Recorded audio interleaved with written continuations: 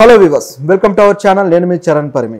హైడ్రా కొద్ది రోజులుగా హైదరాబాద్లో ఎక్కడ దొరికినా సరే ఈ చెరువులు కావచ్చు, అలాగే కుంటల్ని ఆక్రమించుకున్న వాళ్ళ అక్రమ కట్టడాలను కూల్చేస్తూ కాస్త వివాదాస్పదంగా కూడా మారింది కదా.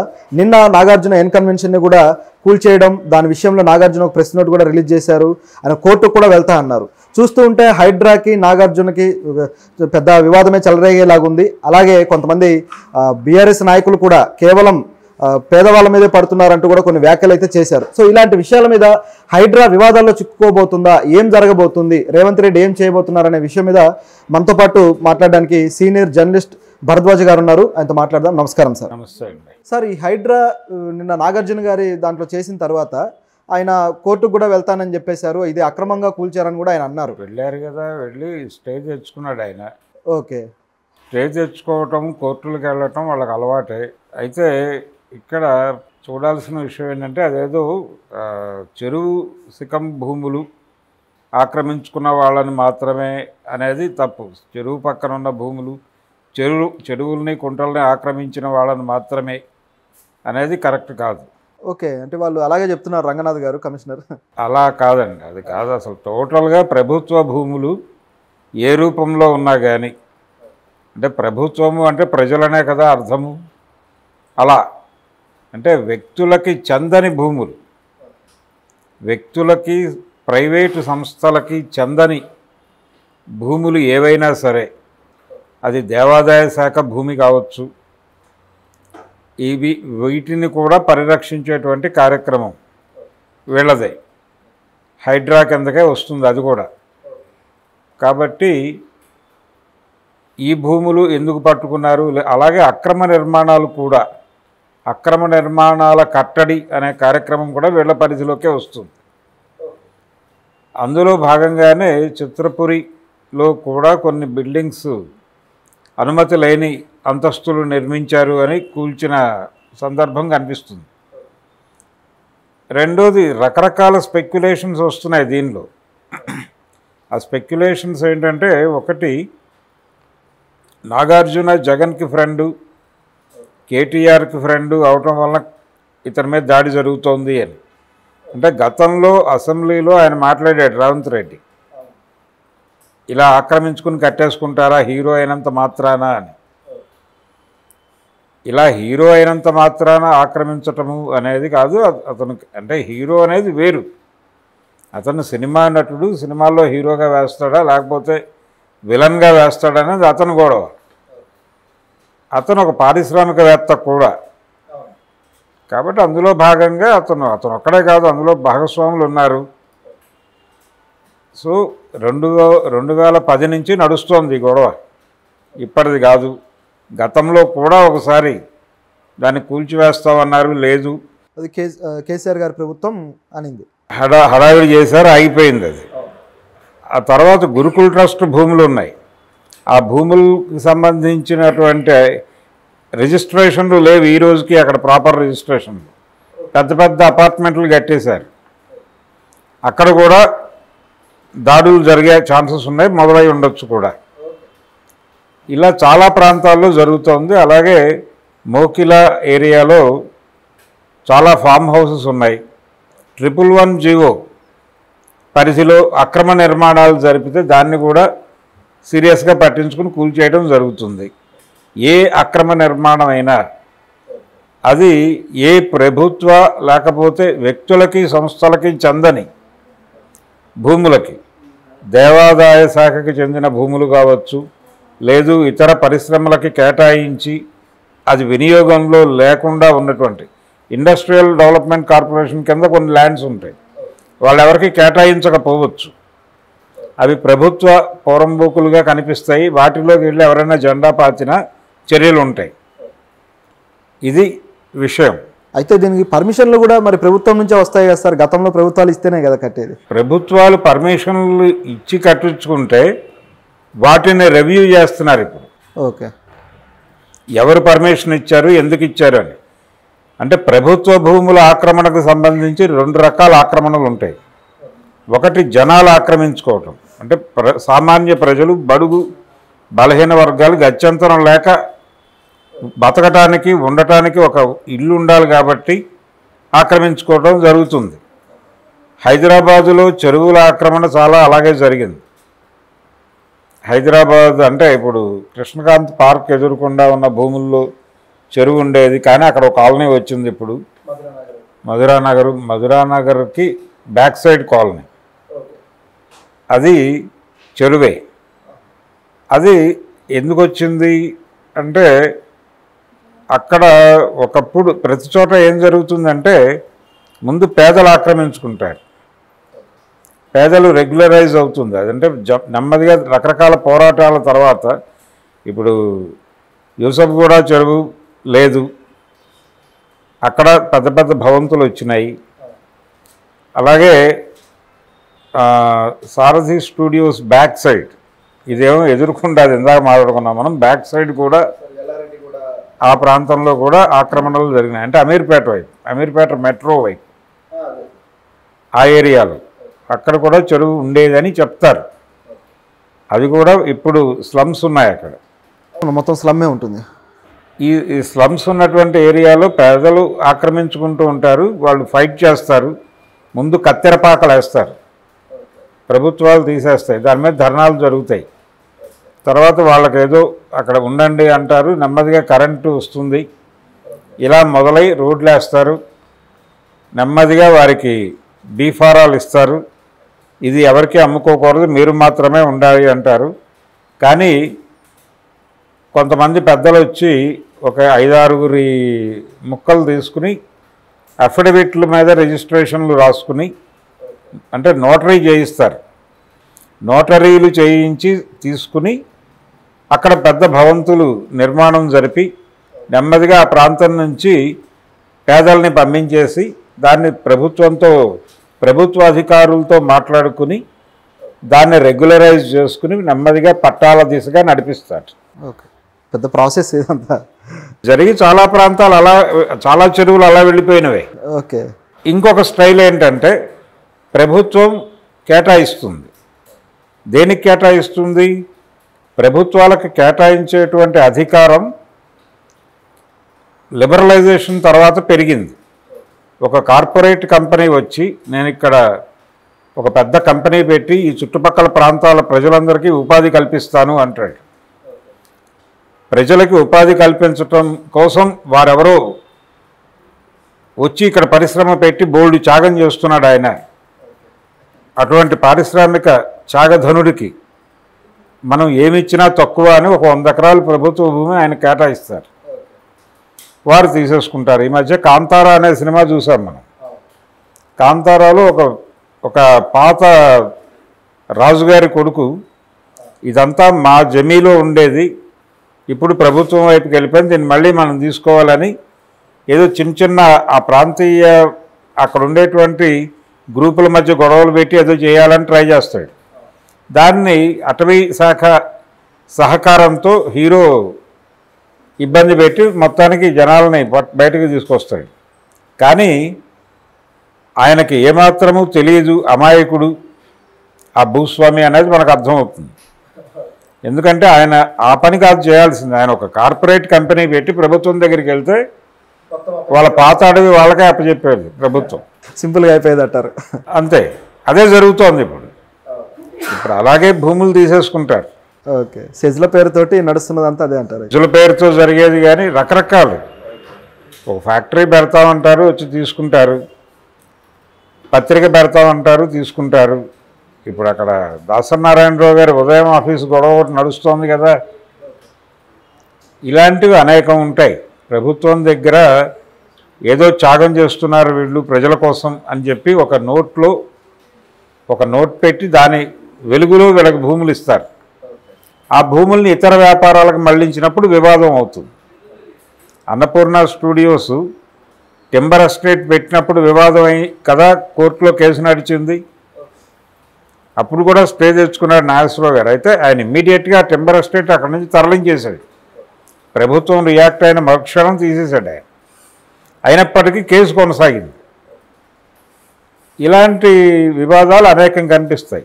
ఇలా అంటే పేదలు ఆక్రమించి దాన్ని రెగ్యులరైజ్ చేసి దాన్ని పెద్దవాళ్ళు కొనేసుకుని ఇది ఒక ప్రాసెస్. మళ్ళీ వాళ్ళు వెళ్ళిపోయి ఇంకెక్కడో ఆక్రమించుకుంటారు. ఇలా ఈ దేశంలో దళిత కులాల మీద ఒక అపవాదు కనిపించకుండా ప్రచారంలో ఉంటుంది. వీళ్ళకి స్థలాలు ఇస్తుంది ప్రభుత్వం, వీళ్ళు ఉండరు అక్కడ, అమ్మేసుకుని మళ్ళీ ఇంకెక్కడో వీళ్ళ జీవితం అంతా ఆక్రమించుకోవటమే. అసలు ఈ దేశం నాశనం కావడానికి వీళ్ళే కారణం అని అగ్రకులాల వాళ్ళు సరదాగా కామెంట్ చేస్తారు. ఆడికి ఏదో కొంపల మీదకి వస్తుంది, ఆ టైంకి పీకల మీదకి వస్తుంది కష్టం, ఏం చేయాలో అర్థం కాదు. ఎవడు డబ్బులు ఇచ్చేవాడు ఉండడు, బ్యాంకులు వీళ్ళకి అప్పులు ఇవ్వవు, వీళ్ళకి అప్పులు ఇచ్చేవాడు ఎవరు దొరక్క ఆ భూమి ఏదో ఒక 50,000కో 60,000కో అమ్మేసుకుంటాడు. వాడు అమ్మేసుకున్న తర్వాత ఎవడో కొనుక్కుంటాడు. అలా ఒకటి కొని హోల్డ్ చేసి ఆ పక్కోడికి కూడా పొగపెట్టి నెమ్మదిగా 4-5 కొని దాన్ని ఒక ప్లాట్ చేసి నెమ్మదిగా రెగ్యులరైజ్ చేసుకుని అపార్ట్మెంట్లు వేస్తారు. ఇది ఒక పథకం ప్రకారం జరుగుతుంది. వీడు మళ్ళీ బతకడానికి ఉండదు, మళ్ళీ ఉండటానికి ఇంకెక్కడో ఆక్రమించుకుంటాడు. అక్కడికి కూడా వీళ్ళు చేరుతారు. చీమలు పెట్టిన పుట్టలు అనే మనకు చిన్నప్పుడు కథలు ఉండే పద్యం ఉండేది, అదే జరుగుతుంది. కాబట్టి ఈ పెద్దోళ్ళ ఆక్రమణలు ఇప్పుడు ఒక మాట ప్రచారం చేస్తున్నారు, మీరు ఇలా అక్రమ కట్టడాల పేరుతో కూల్చేస్తే భవిష్యత్తులో మీకు ఓట్లు పడవు జాగ్రత్త అని. ఓట్లు పడే ఏరియాల్లోకి వీళ్ళు వెళ్ళరు. ఇప్పుడు యూసఫ్ కూడా బస్తీలో వెళ్ళిపోయి మీరందరూ ఆక్రమించారు ఖాళీ చేయండి అని అనరు, అది నడుస్తుంది. అక్కడ నెమ్మదిగా ఇప్పుడు అక్కడ ఎవరూ లేరు, పేదలు ఎవరు లేరు, నెమ్మదిగా అవన్నీ పెద్ద కాలనీస్గా మారిపోతాయి. అసలు బంజారా హిల్సే అలా ఏర్పడింది. కాబట్టి కొన్ని ఏరియాల్లో పెద్దవాళ్ళు ఆక్రమించుకున్నవి రెగ్యులరైజేషన్ పేరుతో తన ముద్ర వేయటం కోసం రేవంత్ రెడ్డి గారు ప్రయత్నం చేస్తున్నారు. దీని నుంచి ఆయన కొంతమంది కాంగ్రెస్ వారి సొంత పార్టీకి చెందిన వారి భూముల్లో కూడా దాడులు జరుగుతున్నాయి. అంటే తన పర అనేటువంటిది లేదు ఆయనకి. అక్రమం చేసిన వారిని ఎవరినైనా సరే ఆయన తన అజమాయిషీలోకి తెచ్చుకుంటాడు అనేటువంటి ఒక ఇంప్రెషన్, ఒక నేరేటివ్ని బిల్డ్ చేయడం కోసం వాళ్ళతో లోపాయికారి ఒప్పందాలు చేసుకుని, బాబు ఇది పగలగొట్టేస్తాం, మీకు వేరే చోట ఏదో వేరే పద్ధతిలో ఆర్గనైజ్ చేస్తామని చెప్పచ్చు. గొడవ చేయకండి, మీరు కూడా జై కొట్టండి, మీ ఇల్లు పడగొట్టుకుని మీరే జై కొట్టండి అని కూడా చెప్పి దాడులు జరగచ్చు. కాంగ్రెస్ నాయకులు ఒకరైతే గొడవ అయితే చేశారు సార్, దానం నాగేంద్ర వీళ్ళు కొంత గొడవ చేశారు. మరి వాళ్ళకి కూడా యాక్షన్ తీసుకోవాల్సిందేనా? తీసుకుంటారుగా.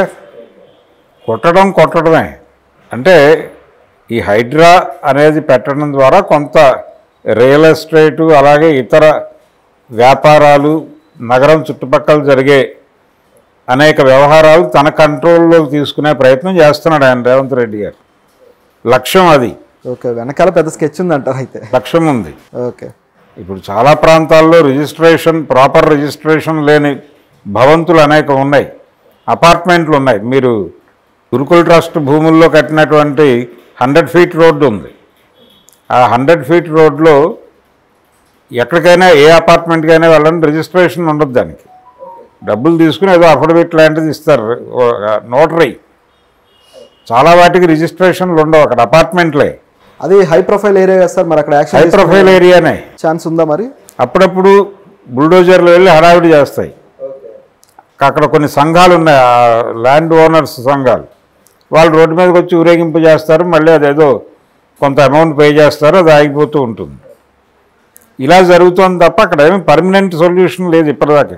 కిరణ్ కుమార్ రెడ్డి గారి రోజులు ఏ ముఖ్యమంత్రి వచ్చినా అక్కడ హడావిడి జరుగుతుంది, చాలా సందర్భాల్లో జరిగింది. ఇప్పుడు టీఆర్ఎస్ ప్రభుత్వం, ఇప్పుడు బీఆర్ఎస్గా ఉన్నటువంటి టీఆర్ఎస్ ప్రభుత్వం ఏర్పడిన కొత్త రోజుల్లో కూడా అక్కడ బుల్డోజర్లు నడిచినాయి. ఒక చిన్న హడావిడి జరుగుతుంది, ఆ రోజు ట్రాఫిక్ జామ్ అవుతుంది, ఏదో డ్రామా జరుగుతుంది, 2 రోజుల్లో సెటిల్ అవుతుంది అని జనాలు అనుకుంటూ వెళ్తూ ఉంటారు. ఇలా ఇదేదో పేదల ప్రభుత్వము, పెద్దల మీద కూడా దాడి చేస్తున్నారు వీళ్ళు అనుకోవడానికి ఏం లేదు. పెద్దల్ని తన కంట్రోల్లోకి తీసుకోవటం, ప్రపంచం వేరే కంట్రోల్లో ఉంది, కొంత తన కంట్రోల్లోకి తెచ్చుకోవటం అనేది అందుకోసం చేస్తున్నాడు. ఈ ప్రాసెస్లో రకరకాల విషయాలు ప్రచారం జరుగుతున్నాయి. ఇప్పుడు సినిమా పరిశ్రమ వాళ్ళందరూ సమావేశం అయ్యి చంద్రబాబు నాయుడుతో రేవంత్ రెడ్డిని ఇన్ఫ్లుయెన్స్ చేసి ఈ అన్కన్వెన్షన్తో పాటు ఇతర సినిమా వాళ్ళ ప్రాపర్టీస్కి సంబంధించిన గొడవలు పరిష్కరించుకోవాలని, లేకపోతే సినిమా పరిశ్రమని ఇక్కడి నుంచి విజయవాడ తరలించేస్తామని బెదిరించాలని ఇలా అనుకుంటున్నారని ఒక ప్రచారం జరుగుతోంది. ఓకే, కానీ రేవంత్ రెడ్డికి సినిమా వాళ్ళ మీద కాస్త ఏదో కినుక ఉన్నట్టుగా అనిపిస్తుంది కదా సార్. డ్రగ్స్ విషయంలో కూడా వాళ్ళ మీద ఆయన గట్టిగా మాట్లాడడం, దానికి ఎందుకు క్యాంపెయినింగ్ చేయరు అట్లా మాట్లాడడం జరిగింది. క్యాంపెయినింగ్ చేయరు ఎందుకు అని అడుగుతున్నాడు. అది ఓకే. ఇతరత్రా కక్షలు ఉన్నాయా అంటే అది అంటే ఆయన వెళ్ళి పర్సనల్గా మాట్లాడే మనిషే. అవసరమైతే ఛాంబర్కి వెళ్ళిపోయి ఒక రోజు కూర్చుని మాట్లాడతాడు. ఇష్యూ ఏంటి అనేది అసలు ఇక్కడ ప్రధానమైన విషయం ఏంటంటే, ఇక్కడ ఉన్నటువంటి సినిమా పరిశ్రమలో తెలంగాణ షేర్ ఎంత అనేది చూస్తే ఏమీ లేదు. తెలంగాణ నుంచి వచ్చిన హీరోలు ఎంతమంది అనేది తీస్తే ఏమీ కనిపించదు, ఏదో చిన్న మోతాదులో ఉంటుంది. అది 2-3 ఉన్నారు అంతే. అంతే. విజయ్ దేవరకొండ, నితిన్ ఇలాంటి వాళ్ళు కొన్ని పేర్లు. కాంతారావు, పాత రోజుల్లో కాంతారావు ఇలాంటి పేర్లు వినిపిస్తాయి. పైడి జయరాజు ఇలాంటి పేర్లు వినిపిస్తాయి తప్ప అది కూడా 1-2% కంటే పెంచదు. అది మాత్రమే కాదు, అసలు మొత్తం తెలుగు సినిమా చరిత్రలో ఇప్పటి వరకు వచ్చిన అన్ని సినిమాల్లోనూ హీరో పాత్ర ఎక్కడ లొకేట్ అయింది, హీరో పాత్రకు ఒక గ్రామం ఉంటుంది కదా, ఆ గ్రామం డెఫినెట్గా తెలంగాణ అయి ఉండదు. తెలంగాణలో పుట్టిన హీరో సినిమాలు అవి కూడా 1-2% మాత్రమే ఉంటాయి. అది కూడా హాఫ్ బీట్ సినిమాలు ఉన్నట్టుంది సార్ ఆ రోజుల్లో. హాఫ్ బీట్ సినిమాలు తక్కువలో ఉంది, అయితే మెయిన్ స్ట్రీమ్ సినిమాలో అసలు కనిపించదు. అదే మెయిన్ స్ట్రీమ్ సినిమాలో చూసినట్లే, కానీ ఒక దశలో కనిపించింది.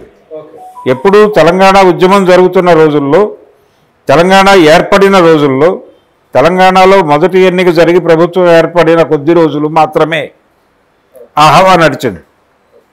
రేసుగుర్రం అనే సినిమాలో అల్లు అర్జున్ వరంగల్కి చెందినవాడు. కథ వరంగల్లో జరుగుతుంది. ఆయన తెలంగాణ యాస మాట్లాడు, కానీ ఆయన గోదావరి జిల్లా చెన్నై వెళ్ళిన గోదావరి జిల్లా వాళ్ళు మాట్లాడిన స్లాంగ్లో మాత్రమే మాట్లాడతాడు అల్లు అర్జున్. తెలంగాణ యాస కాదు. అయినప్పటికీ ఆ కథ వరంగల్లో జరుగుతుంది. అలాగే గోపీచంద్ లక్ష్యం సినిమా వరంగల్లో జరుగుతుంది. అలాంటివి కొన్ని సినిమాలు తప్ప తెలుగు హీరో కరీంనగర్లో పుట్టడు, తెలుగు హీరో మహబూబ్ నగర్లో పుట్టడు, తెలుగు హీరో నల్గొండలో పుట్టడు. తెలుగు హీరో పుడితే గుంటూరులో పుడతాడు, విశాఖపట్నంలో పుడతాడు, బెజవాడలో పుడతాడు, గోదావరి జిల్లాలో రామాపురం ఏదో కృష్ణాపురం ఎక్కడో పుడతాడు.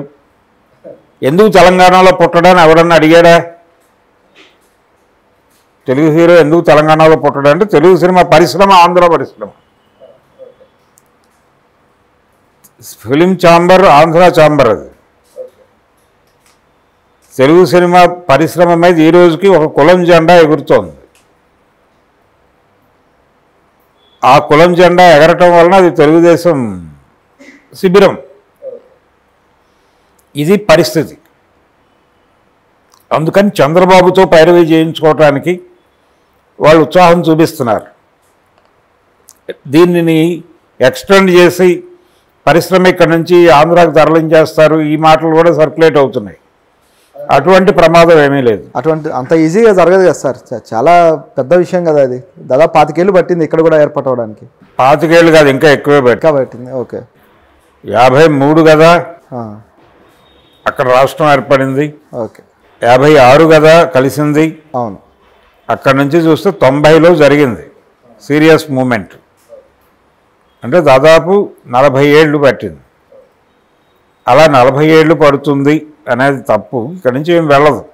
ఎందుకంటే ఇక్కడ వీళ్ళందరికీ స్టూడియోలు ఉన్నాయి, వీళ్ళందరికీ ఇళ్ళు ఇచ్చారు, సొంత స్థలాలు ఉన్నాయి. పైగా వీళ్ళు ఎంత వ్యాపారం చేసి 100 కోట్లు 1000 కోట్లు సినిమాలు చేసే వాళ్ళకు కూడా భూములు కేటాయించి సబ్సిడీ ధరల మీద రిజిస్ట్రేషన్లు చేయించి బంగారపు పళ్ళెంలో ఇచ్చినటువంటి పరిస్థితి. కళాకారులు, పేద కళాకారులకు ఇవ్వరు. జమున గారు ఉద్యమం చేసి ఒక దశలో పేద కళాకారులకి స్థలాలు ఇప్పించింది ఆవిడ. అలాగే ఈ బుర్రకథలు యక్షగానాలు చెప్పుకునే వాళ్ళకి, ఈ వీధి భాగవతులకి ఇలాంటి వాళ్ళకు కూడా స్థలాలు ఇప్పించింది ఆవిడ. Great sir. ఇంకా ఏ ఆర్టిస్ట్ కూడా ప్రపంచంలో అటువైపు దృష్టి పెట్టాల, వీళ్ళు పనిచేసుకోవటమే. కాబట్టి సినిమా పరిశ్రమ మీద చాలా డిస్కషన్ జరగవలసిన అవసరం ఉంది, సీరియస్గా పట్టించుకోవాల్సిన అంశం ఉంది. కేవలం నాగార్జున అని కాదు. ఇప్పుడు బాబు గోగినేనో ఒక మాట అన్నాడు, నాగార్జునని బిగ్ బాస్ నుంచి బహిష్కరించాలి బికాజ్ ఎన్కన్వెన్షన్ అని. ఓకే, అంటే దానికి ఏం సంబంధం సార్? ఎన్కన్వెన్షన్ లాంటి అంటే చెరువులు ఆక్రమించుకున్న నటుడిని బిగ్ బాస్లో ఎలా పెడతారు అని ఆయన ఒక నైతిక కోణం వెతికాడు దీనిలో. అసలు బిగ్ బాస్ అనేది అదేమైనా సామాజిక కార్యక్రమం కాదు కదా సార్? అదేమి సామాజిక కార్యక్రమం కాదు, ఒక వ్యాపారం. అదే ఆ వ్యాపారస్తుడు చేసుకోక ఎవరు చేస్తారు? అదే కదా, ఒక వ్యాపార నటుడు, ఆయన వ్యాపారి, ఆయన పారిశ్రామికవేత్త. అవును. ఆయన ఫ్రెండ్స్ ఎవరు? ఫార్మాస్యూటికల్ బిజినెస్లో ఉన్న, లేకపోతే మ్యాట్రిక్స్ ప్రసాద్ గారు వీళ్ళే కదా, కోనేరు రాజేంద్ర ప్రసాద్ వీళ్ళే కదా ఆయన స్నేహితులు. వీళ్ళందరూ కలిసి కదా జగన్మోహన్ రెడ్డి గారు వెనకాల నిలబడి ఆ రోజున వారు జరిపినటువంటి రకరకాల స్కాముల్లో వీళ్ళకి పాత్ర ఉందని కదా జైలుకి వెళ్ళారు. వీళ్ళందరికీ అంటే జైల్లో ఉన్న వాళ్ళందరికీ తిరుపతి లడ్డూలు ప్రసాదం తీసుకొచ్చి పంచిపెట్టిన చరిత్ర నాగార్జునకు ఉంది కదా. కాబట్టి ఈ ఎపిసోడ్ ఇప్పుడు ఎన్కన్వెన్షన్ మీద దాడి కాదు, అది ప్రభుత్వం హైడ్రా అనే పేరుతో టోటల్గా హైదరాబాద్లో ల్యాండ్ మీద జరుగుతున్నటువంటి అన్ని వ్యాపారాల మీద, అన్ని వ్యవహారాల మీద పట్టు సంపాదించుట కొరకు చేస్తున్న పని ఒక సెన్స్లో. రెండో సెన్స్లో ఇది ప్రతిపక్ష పార్టీల మీద దాడి జరుగుతోంది. ఇందులో భాగంగా కొంతమందిని లొంగ తీసుకునే కార్యక్రమం కూడా జరగచ్చు, దీనిలో కలిసిపోయి నడుస్తుంది. ఇవన్నీ త్రివేణి సంగమంలాగా కలిసిపోతాయి అన్ని ప్రయోజనాలు. సినిమా ఇండస్ట్రీ వాళ్ళ గోల వాళ్ళది, ఎవరి గోల వాళ్ళది, ఎవరి పద్ధతిలో వాళ్ళు. చాలామంది దీన్ని కుదించే ప్రయత్నం చేస్తున్నారు. ఇదేదో చెరువు కట్టలు ఆక్రమించుకున్న వాళ్ళకే ఇబ్బంది అని. చెరువు కట్టలు కాదు, దేన్ని ఆక్రమించుకున్నా ఇబ్బందే. ప్రభుత్వం సీరియస్గా పట్టించుకుంటుంది. రెగ్యులరైజేషన్ చేసుకోవటం అనే ప్రాసెస్ పట్టుకొచ్చిన వాడే చంద్రబాబు. ఓకే, ఎందుకు పట్టుకొచ్చాడంటే ఆ టైంలో అతని ఆలోచన కాదు, అది వరల్డ్ బ్యాంక్ ప్రోగ్రాంలో భాగంగా వచ్చింది. చంద్రబాబు 95 వరల్డ్ బ్యాంక్ ముఖ్యమంత్రి, ఆయన మార్కెట్ ముఖ్యమంత్రి. అందుకనే నేను సీఎం అనిపించుకోవటం కన్నా సీఈఓ అనిపించుకోవటాన్ని గర్వంగా ఫీల్ అవుతాను లాంటి మాటలు మాట్లాడగలిగాడు ఆయన. అటువంటి చంద్రబాబు గారితో ఇప్పుడు ఏదో మాట్లాడించుకుని సయోధ్య చేసుకోవాలని ప్రయత్నం చేస్తున్నారు. అవుతుందంటారా సార్ సయోధ్య? ఏముండదండి, బెదిరించడం కోసం చేస్తుంది, ఇది ఎవరిని ఇబ్బంది పెట్టరు. నాగార్జున కూడా సాఫ్ట్గానే సెటిల్ అవుతుంది. అవునా? ఓకే, సెటిల్ అవుతుంది, ఆయన మాట్లాడుకుంటాడు. మా ఫ్యామిలీ బిలాంగ్స్ టు కాంగ్రెస్ అని చెప్తాడు ఆయన. గతంలో కూడా కేసీఆర్ గవర్నమెంట్ ఇదే సెవెన్ మీద కొంచెం హడావుడి చేసినప్పుడు కేసీఆర్కి మద్దతు అయితే ప్రకటించారు. నిజానికి సెవెన్ అనేటువంటిది ఇతర ప్రయోజనాల కోసం, ఇతర వ్యాపారాల కోసం మళ్లించాలనుకున్నాడు ఆయన వైఎస్ టైంలో. దానికి సంబంధించిన ప్రభుత్వ అనుమతులు సాధించడం కోసం ఒక ఫైల్ మూవ్ అయింది, కొంత హడావిడి జరిగింది. వైఎస్ మరణానంతరం అది ఆగింది. తర్వాత రాష్ట్రమే గందరగోళం పరిస్థితిలోకి వెళ్ళిపోవడం, రాష్ట్ర విభజన. ఆ తర్వాత ఈయన ఇతర వ్యాపారాలకు మళ్లించడం కన్నా సినిమా పరిశ్రమలో వ్యాపారం చేసుకోవడానికి అవకాశాలు వచ్చినాయి. డిజిటలైజ్ అవటం, గ్రీన్ మ్యాట్ స్టూడియోలు, ఈ వ్యవస్థకి దాన్ని పోస్ట్ ప్రొడక్షన్ ఇవన్నీ కూడా అక్కడ మార్చి దాన్ని వినియోగంలోకి తీసుకొచ్చాడు. ఓకే, ఇవేవి లేని రోజుల్లో ఆలోచన ఉంది ఆయనకి.